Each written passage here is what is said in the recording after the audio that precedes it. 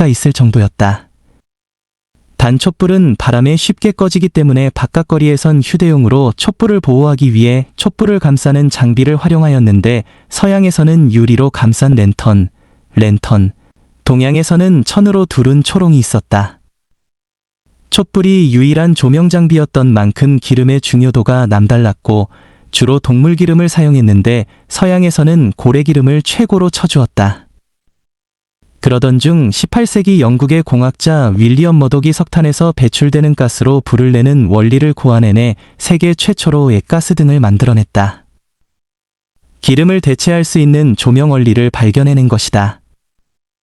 때마침 영국은 산업혁명을 주도하던 시대, 윌리엄 머독의 가스등은 영국 산업혁명을 가능케 했던 또 하나의 지분을 가지고 있는 셈이다. 1827년 영국의 제이 워커는 마찰력을 이용해 불을 켜는 최초의 성냥을 만들어냈고 이후 프랑스, 오스트리아, 독일의 과학자들에 의해 한층 더 안전하고 휴대하기 편한 성냥들이 보편화되었다. 동양에는 동양의 국가들이 근대화를 하며 성냥이 유입됐고 편의성 덕에 삽시간에 상용화될 수 있었다. 과학의 시대에 박차를 가하던 서양에서는 18에서 19세기 전기에 대한 연구가 이어졌고 1802년 영국의 험프리 데이비는 전극사의 전류를 발생시켜 전기를 만들어내는 아크 등을 최초로 개발해냈다. 그리고 마침내 마크 트웨인이 스스로 명명했던 물질주의로 팽배했던 미국의 19세기 말 도금시대. 에디슨이 필라멘트에 전류를 흘려 빛을 내는 백열등으로 전구를 대중화시켰다. 에디슨이 전구를 대중화시켰다고 표현한 건 최초의 백열전구를 만들어낸 사람은 에디슨이 아니라 스코틀랜드의 제임스 보우먼 린지였지만 제임스는 원리만 찾아냈을 뿐 이것을 대중화시키지 못했고 에디슨은 상업화시킬 수 있는 아이디어로 전구를 만들어 특허권을 먼저 얻어냈던 것이다. 한국 최초로 조선시대 경복궁 향원정에 전기조명을 설치해준 회사도 에디슨의 회사였다. 우리의 일상에 너무나도 당연한 조명을 얻기까지 굉장한 시간이 필요했으며 오늘날의 조명은 하나의 예술로 자리 잡고 있다. 지하 1층 전시는 빛의 원리를 활용한 재치 있는 과학 전시실이다. 과학이 예술에 지대한 영향을 끼쳤음을 새삼 느끼게 해주며 조명 또한 예술임을 상기시켜준다. 1층 전시가 유익하다면 지하 1층의 전시는 체험하는 곳이다. 여러 예술 분야 가운데 빛의 과학이 가장 중요한 예술은 사진과 영화다. 사진과 영화의 도구라고 할 수 있는 카메라는 빛의 물리학 법칙을 원리로 만들어졌기 때문이다. 카메라의 원래 명칭은 카메라 옵스큐라. 암상자라는 뜻으로 아무 빛도 없는 암실에 구멍 하나를 뚫어 빛을 통과시킨다면 암실 바깥의 상이 암실 내부에서는 거꾸로 뒤집혀서 보인다는 말이다. 이 암실 안에서 거꾸로 뒤집힌 상의 이미지가 바로 카메라의 가장 기본적인 원리다. 카메라가 바로 이 암실 역할을 하고 외부의 빛을 카메라의 렌즈를 통해 카메라 내부로 모아준다. 뒤집힌 상은 카메라 내부에 있는 거울로 반사시켜 원래의 모습으로 만들어준다. 모여진 빛이 셔터를 누르면 필름 같은 감광물질에 찍하는 것이다. 이때 빛을 모아주는 렌즈는 오볼록 렌즈와 오목 렌즈를 적당히 섞는다. 카메라 옵스큐라의 광학 원리는 오래전부터 연구되어 오다가 1826년 프랑스 발명가 조제프 니세포르니에프스가 헨리오그라피라고 불리던 세계 최초의 사진기를 만들어냈다. 당연하게도 원시적인 형태의 사진기 헨리오그라피는 오늘날의 사진기와 차이가 많이 났고 지금의 휴대용 사진기를 만들어낸 회사는 미국의 코닥이었다. 필름 안에 있는 사각형 칸 하나를 프레임이라고 부르는데 1초에 12프레임 이상을 교체하면 인간의 눈은 연속된 움직임으로 인식한다고 한다. 이를 가연운동이라고 하는데 여기서 영화가 유래했다. 가연운동의 원리를 포착한 프랑스 리미에르 형제가 시네마토그라프라고 부르는 영사기를 발명해냈고 리미에르 형제가 촬영한 열차의 도착이라는 세계 최초의 영화가 1895년 프랑스 파리의 그랑카페에서 상영되었다. 리미에르 형제가 최초로 발명해낸 시네마토그라프는 1초당 16 프레임을 움직이는 영상이었고 이후 영화 기술이 발전하면서 영화용 필름은 초당 24프레임으로 굳혀졌다. 이젠 필름이 아닌 디지털로 촬영하는 시대이긴 하지만 말이다. 세계 최초로 찍은 집 밖의 풍경 사진과 조제프 니세포르니에프스. 세계 최초의 영화 열차의 도착과 리미에르 형제. 순수한 소년성의 현대미술 장욱진과 양주시립장욱진미술관.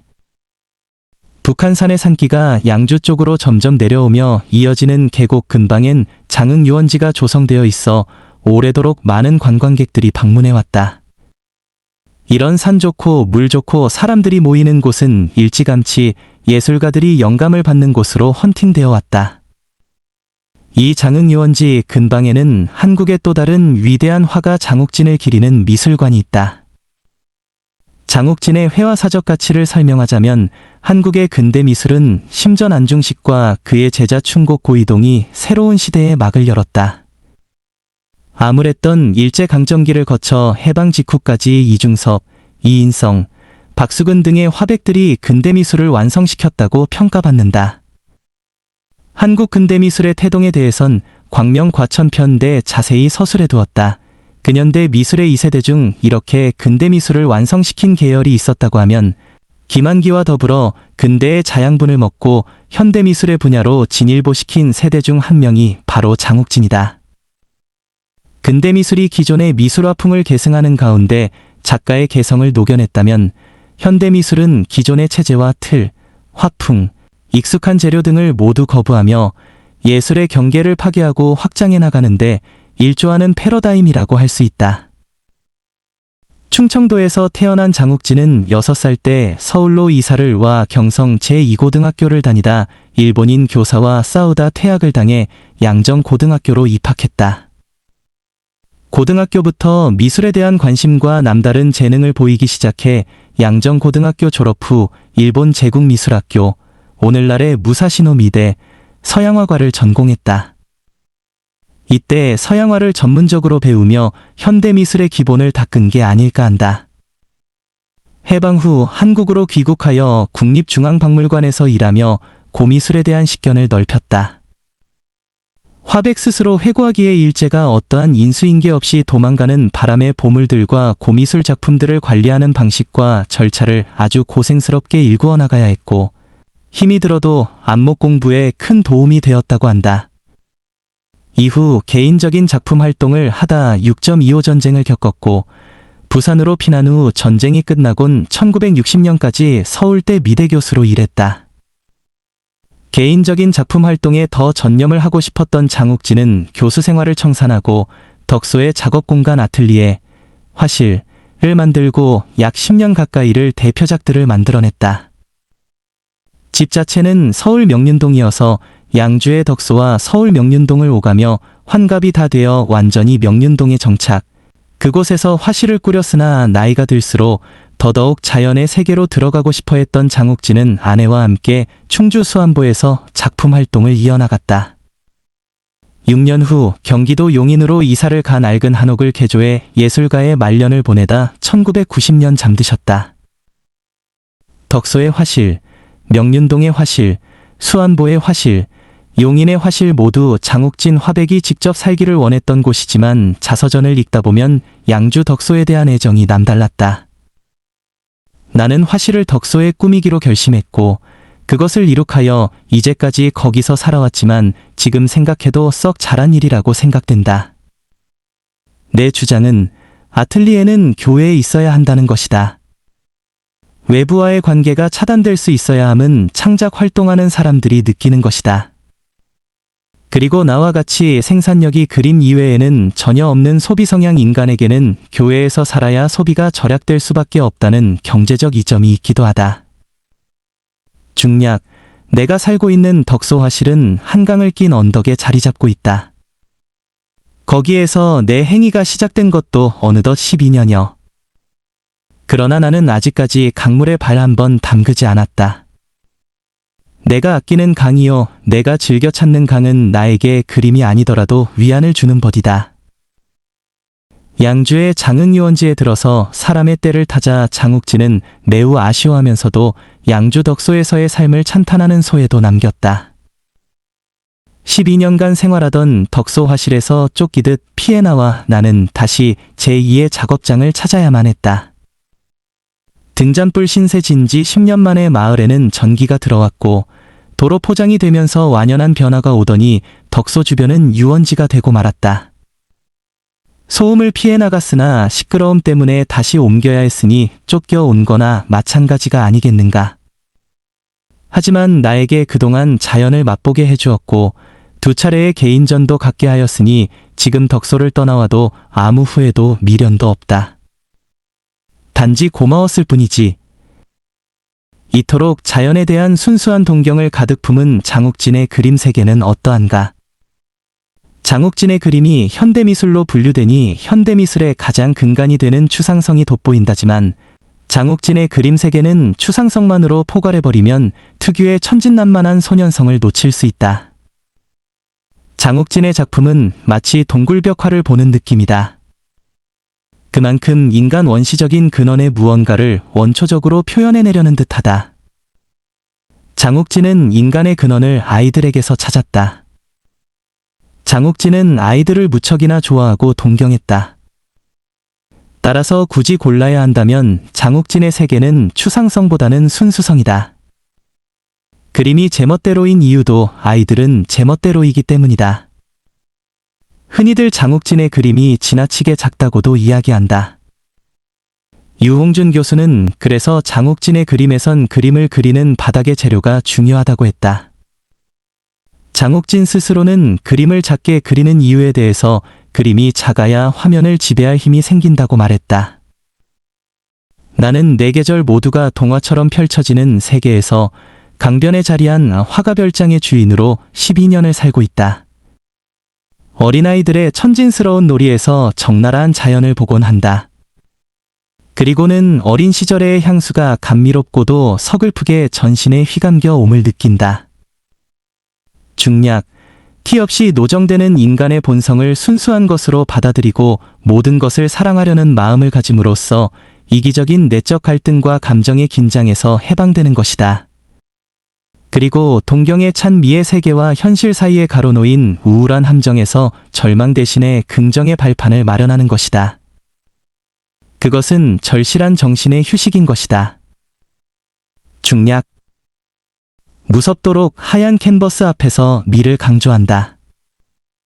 내 그림은 빛깔을 통한 내적 고백이며 내 속에서 변형된 미와 자연의 찬미이다. 하나의 작품이 완성될 때까지의 고통과 희열은 하나하나의 붓자국에 담겨 그림 속에 스며든다. 그림을 그린다는 것은 미의 승리를 확신하고 캔버스를 향해 감행하는 영혼의 도전이 아닐까. 그래서 나는 내 그림들을 아낀다. 깊은 애정으로서 바라본다. 거기에는 나의 진실된 얘기들이 들어있기 때문이다. 장욱진.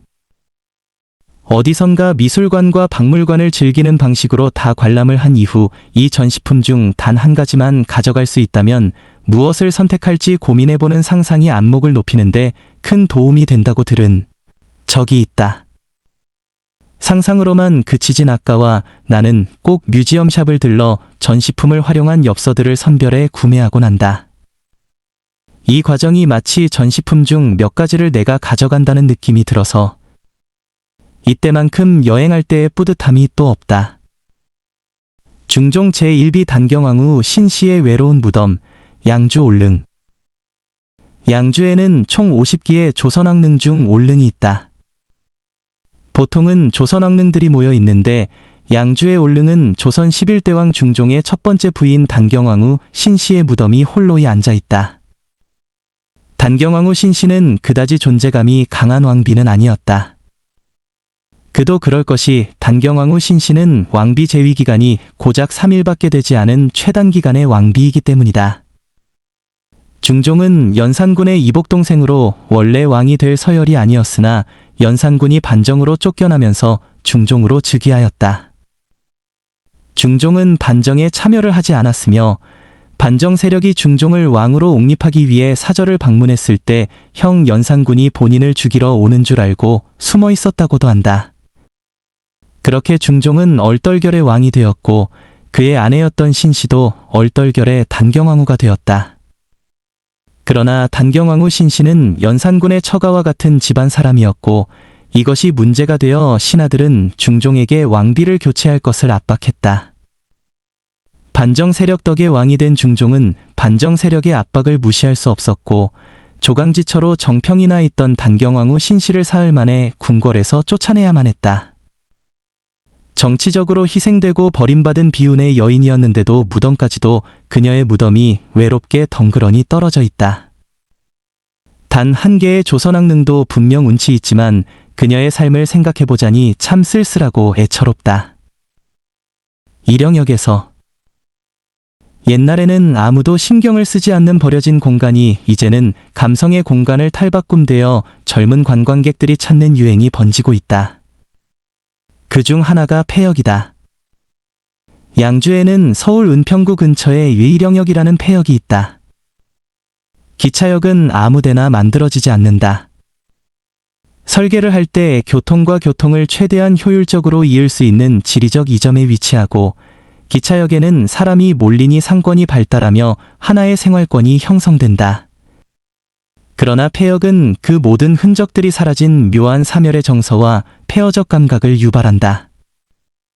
녹슨 미학이 사람들의 감성을 건드리는 게 아닐까 한다. 양주의 일영역은 1961년 운행을 시작해 2006년 공식 종료하였다. 특히 일영역은 방탄소년단, BTS의 명곡 봄날의 뮤직비디오 촬영지로 이름을 알렸다. 일영역은 그다지 큰 폐역은 아니지만 어떤 어둠도 어떤 계절도 영원할 순 없다는 봄날의 가사처럼 버려진 공간이 아닌 다시 꽃 피우는 공간이 됐으면 하는 바람이다. 산은 허허벌판의 평지에 느닷없이 솟아오른 봉우리가 아니다. 산에는 산자락이 있다. 산 자체는 사람이 살기에 부적합할지 모르겠지만 산자락을 끼고 격가지로 형성되는 준엄한 계곡과 맑은 개울, 푸르른 나무들 곳곳엔 관광객들이 잠시나마 휴식하고 보낼 수 있는 안락의 휴양처들이 즐비한다. 의정부와 양주가 북한산의 아우라를 몸에 쓴 덕분에 살기 좋은 곳이 되었고 그만큼 많은 인파들이 몰리는 게 아닐까 한다. 여기서 많이 몰리는 인파는 대규모 관광지를 즐기러 온다기보단 땅의 체온, 가족의 체온, 사람의 체온을 물씬 느낄 수 있는 평범하면서 일상적인 즐거움을 누리러 온 것이 아닐까 하며 이 즐거움은 경기도 위성도시라는 굴레에서 벗어나 당당한 독립적인 이름의 양주와 의정부라는 이름 속에서 이곳에서만 체득할 수 있는 안원함에서 기인한다고 말하고 싶다. 그리고 이 안원함의 근원은 북한산의 자락이 주는 자연의 기운이 아닐까. 여행의 재미를 더 깊이. 여행지와 어울리는 책 추천. 장욱진, 강가의 아틀리에. 장욱진 화백이 그림을 그리며 남겼던 에세이를 모아 엮은 그림 산문집입니다. 1975년 초판이 나온 이래 2017년 출판사에서 추가로 발견한 에세이들을 더 실어서 장욱진 탄신 100주년에 맞춰 개정증보판이 나왔습니다. 다양한 그의 에세이에는 작가의 미술관, 예술관, 이런저런 푸념, 일상의 것들, 그가 추구하는 것들, 가치 있다고 생각하는 것들이 자유롭게 나열되어 있어 한 예술가를 간접적으로 느껴볼 수 있답니다. 화가임에도 문장 하나하나 특히 그의 화론에 대한 생각을 펼 때는 그의 진심이 묻어나오는 좋은 문장들이 많습니다. 그림만으로 해설이 불충분하다고 여기고 장욱진의 그림을 조금 더 심도 있게 보고 싶은 분들이라면 이 책을 반드시 읽을 것을 권장드립니다. 여행의 재미를 더 깊이. 여행지와 어울리는 영화 추천. 양우석 감독의 강철비. 정치물을 가장 대중적으로 풀어내는 양우석 감독의 두 번째 장편 영화 강철비아입니다. 정우성 배우가 맡은 북한군과 곽도원 배우가 맡은 대한민국의 청와대 외교안보수석 두 사람의 케미도 흥미로운 버디물이죠. 동아시아와 미국 사이의 국제관계 속 가장 뜨거운 이슈인 핵무기를 사건의 중심으로 두고 전개되며 비록 설정 자체는 허구이지만 충분히 일어날 법한 사건의 핍진성을 보유하고 있답니다. 남북한의 버디물은 많지만 이 영화는 정치적 어젠다까지 강하게 끌고 오며 드라마와 사회성을 균형 있게 다루고 있죠. 영화 속 차를 타고 의정부를 지나치다 부대찌개 거리를 보며 나만은 아닌 척하며 식당에서조차 병영화하냐 는 대사에 그러고 보니 대표적인 한식이라고 생각했던 부대찌개가 미군 기지 주변에서 탄생한 음식인 만큼 북한에는 있을 수 없는 음식이구나에 이 말을 탁 치게 되었습니다. 북한에는 없고 남한에만 있는 한식이라는 점에서 아이러니한 느낌을 만들어주더라고요.